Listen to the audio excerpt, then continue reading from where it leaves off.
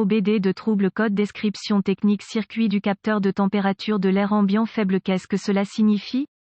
Ce code générique de diagnostic de groupe motopropulseur moteur s'applique généralement à tous les moteurs équipés OBDII, mais apparaît plus souvent dans certains véhicules Audi, BMW, Chrysler, Dodge, Ford, Jeep, Mazda, Mitsubishi, VW et Volvo. Le capteur de température de l'air ambiant AAT convertit la température de l'air ambiant en un signal électrique pour le module de commande du groupe motopropulseur PCM. Cette entrée est utilisée pour modifier le fonctionnement du système de climatisation et afficher la température de l'air extérieur. Le PCM reçoit cette entrée et éventuellement deux autres. Température de l'air d'admission IAT et capteur de température du liquide de refroidissement du moteur ECT. Le PCM examine la tension du capteur AAT et la compare aux lectures du capteur IAT ECT lorsque le contacteur d'allumage est allumé pour la première fois après une longue période de refroidissement. Ce code est défini si ces entrées varient trop. Il examine également les signaux de tension de ces capteurs pour déterminer s'ils sont corrects lorsque le moteur est complètement réchauffé. Ce code est généralement défini en raison de problèmes électriques. Les étapes de dépannage peuvent varier selon le fabricant, le type de capteur AAT et la couleur des fils. Symptômes. Les symptômes peuvent inclure: le voyant de dysfonctionnement de la climatisation peut ne pas fonctionner correctement, le tableau de bord peut ne pas lire la température extérieure avec précision, la console au pavillon peut ne pas lire la température extérieure avec précision.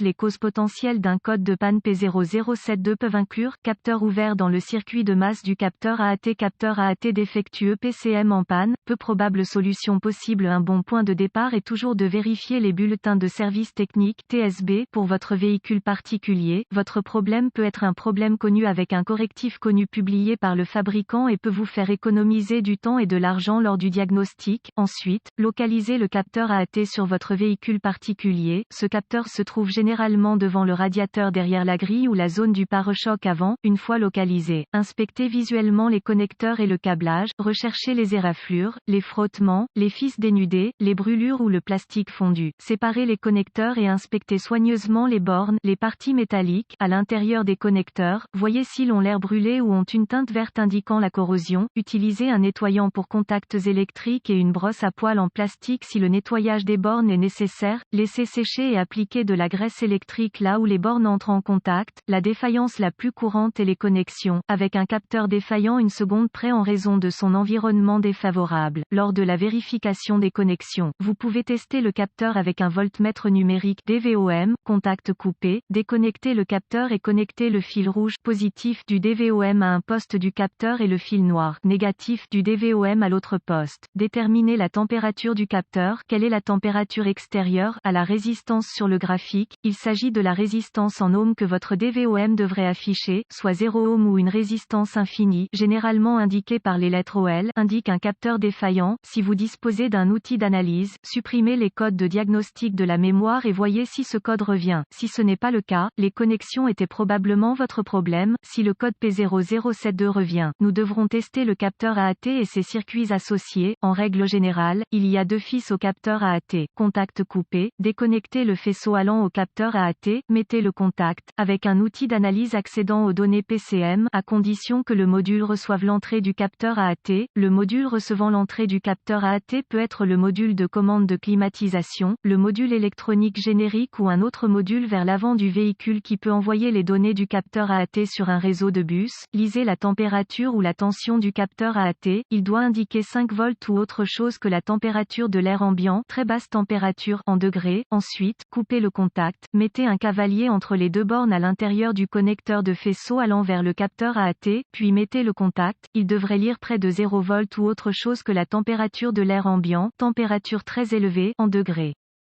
S'il n'y a pas de 5 volts au capteur, ou si vous ne voyez aucun changement, réparez le câblage du PCM au capteur, ou peut-être un mauvais PCM. Si tous les tests précédents ont réussi et que vous continuez à obtenir un P0072, cela indiquerait très probablement un capteur AAT défectueux, bien qu'un module de contrôle défectueux ne puisse être exclu tant que le capteur AAT n'a pas été remplacé. En cas de doute, demandez l'aide d'un diagnostiqueur automobile qualifié. Les PCM doivent être programmés ou calibrés en fonction du véhicule pour être installés correctement.